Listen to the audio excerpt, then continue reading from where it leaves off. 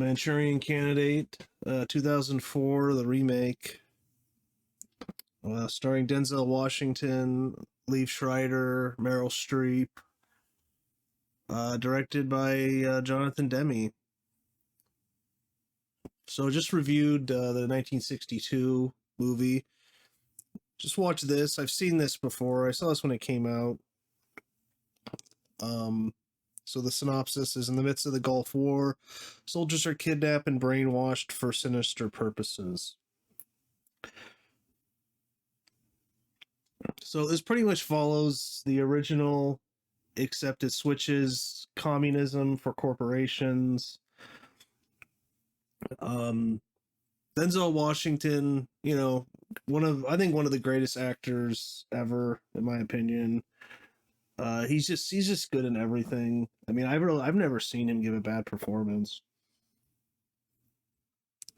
He plays the Frank Sinatra part, and Liev Schreiber is Raymond Shaw. Meryl Streep is his mother. And they just kind of get rid of the other guy.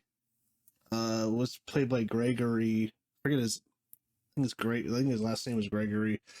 Who was the senator? Now she's the senator, which makes sense because he was just kind of the puppet of her. So just make her the senator. She inherited the seat when her husband died, which Liev Schreiber's father mysteriously dies. I think about 10 years before this takes place, or maybe 15 years. And he was a senator. She becomes a senator. So, very good movie. Really liked it. I do think the original is a little better. I think its script's a little better. It doesn't spell things out quite as much, I think, and holds the audience's hand and spells everything out. But, I think this is a good remake. Jonathan Demme, solid director. I mean, he directed Silence of the Lambs. That's one of my favorite movies ever made. So, very good director. Directed Philadelphia with Denzel, and Tom Hanks, 1993. And he directed this. I don't know, outside of that, I haven't really seen a lot of his stuff. Rachel Getting Married, I don't know. But, solid director. So it's an interesting movie because I think that change is more believable to the corporations than the communism, because the Soviet Union, no longer around. I mean, China's around, but so interesting. The movie has some interesting cinematography to it also. Very disturbing in some ways, more than the original, I'd say. But this, the original's in black and white. This is in color, obviously. Like, I'm thinking, like, in the flashback scenes when they're in the Gulf War, there's just something very disturbing about those scenes with, like, the ladies with all the tattoos on their faces and them sitting in those chairs with, like, they're bleeding from the head and they have these tubes coming out of their heads, and I don't know, just very disturbing imagery. This movie has some really good imagery, I'd say. But yeah, I like the movie. I'm gonna get into spoilers now because it's kind of hard to talk about it without it, and it's like 20 years old. So full spoilers. So he's in the Gulf War with Liev Schreiber. Denzel Washington is the commander, just like in the original. Sinatra's the commander. And Liev Schreiber saves everyone, quote unquote. He gets the Medal of Honor, nominated by Denzel Washington. And just as in the original, kind of the brainwashing doesn't fully take on Denzel, and also Jeffrey Wright too, who's an actor I really like also. Um, so it was good to see him in there. He's only in it for a little bit. Um, Now I think he plays the role of that guy who calls Sinatra, who's in his group, and I think they mentioned that they found him dead. So I'm not sure about the original if he dies, but in this, he confronts Denzel Washington. He's like giving a speech about the Medal of Honor and kind of about Liev Schreiber, kind of talking him up. And he's like, I've been having these dreams. I write it all in a notebook. In these notebooks, things don't add up. He's like, do you remember him saving us? And Denzel's like, yeah, I do. And he's like, do you have these dreams? And he's like, well, everyone has dreams. He's like, no, like these disturbing dreams about things we did there. And Denzel's like, no, I don't know what you're talking about. And he kind of just treats him like he's crazy. For Jeffrey Wright does a great job of, yeah, kind of looking like a crazy man. But in reality, Denzel is having these dreams. He is already thinking maybe this story isn't quite correct. I mean, he's still working with the military. I guess he's still under their employment to kind of go around and give these speeches. He's like giving one to like a Boy Scout group.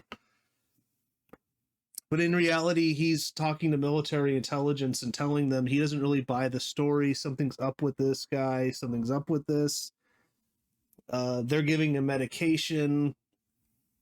They don't really believe him. And and then he is he ends up cutting out of his shoulder a chip that he loses. But then in a crazy scene, he meets with Liev Schreiber, a little bit like in the original where they meet and they talk. But in the original, they actually become like friends. In this, they just have like kind of like they just have dinner kind of.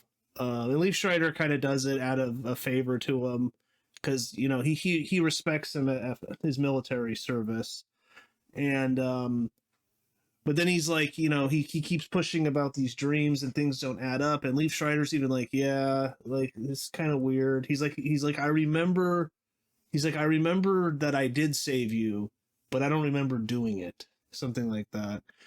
And then in this crazy scene, he's like, I found this chip in me, and he's like, I don't have any chips in me. And then he's like, well, can I just look? And then he's like, I think you should leave. So then he like attacks him, he bites him, and he gets arrested. But they ended up not pressing. He ends up not pressing charges because even though Meryl Streep really wants him to, of course she does, right? Because I mean, he just attacked. He's a congressman at the time, so you know, you're gonna be going to jail for a long time. But he won't press charges, and he pulls strings that he's not prosecuted. And Meryl Streep's pissed off, but he's like, look, he's a sick man, but he's a good soldier. So, but then later, after he's released from custody, he actually has the chip in his mouth. So he actually has the chip. So there is a chip in him. Later in the movie, in a very creepy scene, um, he's in his hotel room, and then he gets a call, and this is like where the brainwashing activates. It's this hypnotic thing of, they say, I think Sergeant Shaw, and then he says yes, Sergeant Raymond Shaw. And then yes, and he goes Raymond Prentice Shaw, and then boom, and then he'll do almost anything you tell him. So that's they took out the solitaire part. which, I mean, it works. It's basically like a key that you could unlock the hypnotic trance to put him in. In the original, it's the solitaire through the Red Queen. Both work. I think I prefer the solitaire one, but it's very creepy. And then they make him go in the back of his hotel room. There's a secret door. He goes back there, and they drill a hole in his skull, and they check an implant and insert a new one. With this doctor. Man, who's the doctor? I'm trying to find is on IMDb. Can't find it. Al Franken's in the movie.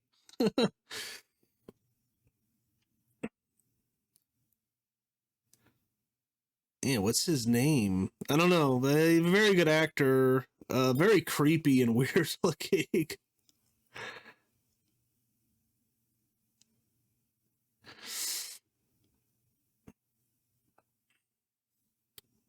Well, whatever. I think I've seen that actor before. He's like a South African scientist for hire, basically. Um, they say he works with rogue governments like North Korea, anyone that will pay him, and he works with this the Manchurian Global, which is the people who are brainwashing him. Unlike the Manchurian Candidate, the original, where it's a group of communists from the Soviet Union, China, North Korea. But yeah, I'm trying to find his name. Oh, here he is, Simon McBurney.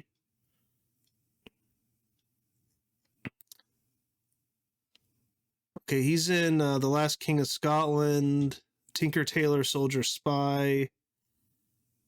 Yeah, I've seen him before.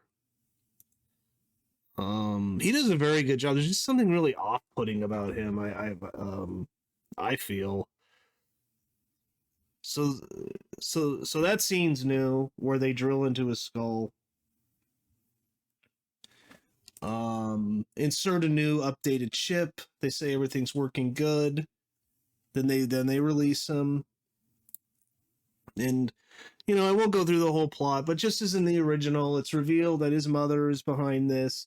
She's working with the communists in the original to take over the country. Now, in this one, though, it's different because now she's working with Manchurian Global to take over the country. And in this one, instead of, her husband becoming vice president, now Raymond Shaw is going to become vice president. The president will be assassinated. Then Raymond Shaw become president.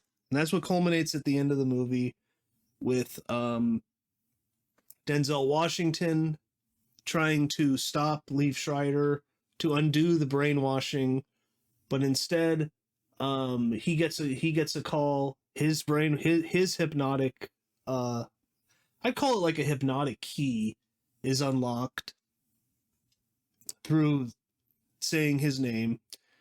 And but it doesn't work though, because the brainwashing didn't quite take with him, just with Sinatra. Then he ends up shooting Liev Schreiber, but then he also shoots Meryl Streep too. So and Liev Schreiber, it's doesn't quite take either. And I think it's hinted in both movies that what really cracks it with Raymond Shaw is that he kills the love of his life. Again, something I think that's better done in the 62 version, because in the 62 version, the love of his life was broken up by his mother years before, but then she actually comes back, and the mother actually wants him to marry her because she's like, it's time you get married. And he marries her, and they're together for like 5 days, but then he gets activated by the mother to kill this other senator who's her rival, and he's going to expose the whole plot. So, and then he kills him, and his wife is there, and he kills her, and I think that kind of fragments the brainwashing. And then in this also, John Voight is the other senator, and he goes to his house when he's out on the lake, and he strangles him under the water, and he drowns him, and then he ends up killing the woman that he loves, but they're not married though. So I thought that was better in the 62 version because, excuse me, he gets to be with her for like 5 days or something, and it's actually a very sad story, just as in the original. It's about a guy who's like he's just never happy. Really, he's never been happy. He's only been happy when he's with that woman that he loves. Um, but in this version, he never gets to marry her even for 4 or 5 days. So, but that kind of I think fractures the brainwashing. And then in the end of the movie, he is kind of brings his mother to him on the podium with the president, and kind of like looks at Denzel because he knows where he's going to be shooting from, and he's kind of just like, okay, shoot me and her, and he does. So but yeah, that's a negative of the movie, I'd say, is the very end, because then the FBI was in on it the whole time with Denzel, and then they kind of say another guy did the shooting, and they cover it up, and then at the end they go to the island where they were brainwashed. Um, so it kind of has a happy ending, a more happy ending, I would say. I mean, in both, the evil communists are stopped, or the evil corporatists, or whatever you want to call them, are stopped. But I think the original has a more realistic ending, if you will. Um, this is more of a happy ending because everything's all kind of tied up into a nice little bow, and you know whatever though. Still an enjoyable movie. I'd say check out the original and then check this one out. But um, and Ebert gave the original 4 out of 4 stars. He gives this one 3 out of 4. I'd agree with that. So he says corporations, not commies, are the sinister force behind Jonathan Demi's The Manchurian Candidate, in which poor Raymond Shaw is told by a liberal senator, "You are about to become the first privately owned and operated vice president of the United States." There's a level of cynicism here that is scarier than the red Chinese villains in John Frankenheimer's 1962 classic. It's a stretch to imagine a communist takeover America, but the idea that corporations may be subverting the democratic process is plausible in the age of Enron. Demi is not shy about suggesting parallels with current politics, and he borrows a bit of indirection from Frankenheimer in the 1962 version. Communist pose as anti-communist to drum up hysteria can be used to subvert American freedoms. In the new version, right-wingers pose as liberals to win office while neutering the left. Meryl Streep plays Senator Eleanor Shaw, who has sold her soul to the Manchurian Global Corporation. A stage mother from hell, she pushes her son Raymond Leaf Schreider into the vice presidency. A timely assassination will make him president. Raymond has a chip implanted in his skull, which will allow Manchurian to control him. The plan is on track to succeed unless two men stop it. Denzel and Wright both fought in the Gulf War. Marco notes that all the patrol members use identical words to describe their experience. I remember that it happened. Shaw confesses to Marco, but I don't remember it happening. Yeah, and just as in the original, like I like how they kept those lines about Raymond Shaw. What do they say is the kindest, gentlest, warmest man that I've ever known, bravest man that I've ever known. And then they're thinking back, like, well, we didn't even like him. Why are we even saying this? Like, so this movie probably does a better job of establishing that they don't like him. But I guess in the original there is that scene when they're with all those women, and then he kind of comes in and he's like, "All right, everyone, get out of here." So this is similar. I think the remake may do a better job of establishing that his men don't like him. So basically, they're under him in command, and then he's under Denzel Washington, who's the captain. or I guess he's a major. Yeah, Major Marco.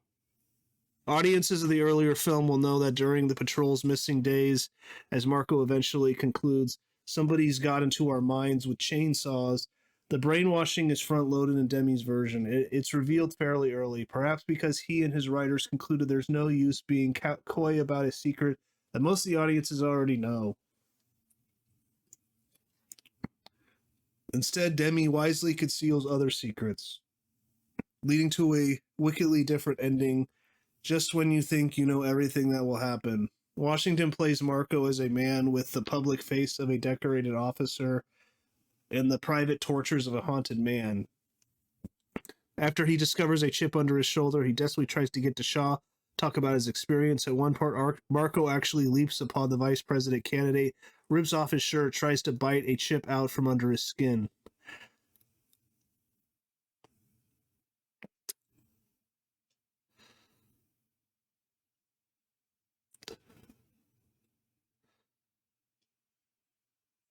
So you liked it. 3 out of 4. That's about what I'd give it, probably. Original 4 out of 4. It's probably what I'd give it to. So he says every time I watch the original, I'm teased by the possibility that there may be another deeper level of conspiracy. Yeah, see, I think the original does this better too. There's more layers, I think. This spells it out more. There's not as many questions. One were intended to sense without quite understanding. It involves the character of the woman named Rose, or Rosie, whose Marco meets on a train. She was played 1962 by Janet Leigh, and this time by Kimberly Elise. These characters materialize out of nowhere, fall instantly in love with Marco, and say inexplicable things. To accept them as simply a romantic opportunity is too easy. Why would a woman fall for a complete stranger who, in the Sinatra version, is shaking so badly he can't light a cigarette? In the Washington version, biting vice presidential candidates. She's up to something. Yeah, to compare Demi's version with Frankenheimer is sort of irrelevant. That was then, and this is now. Sinatra and Washington are both complete and self-contained and cannot be meaningfully compared.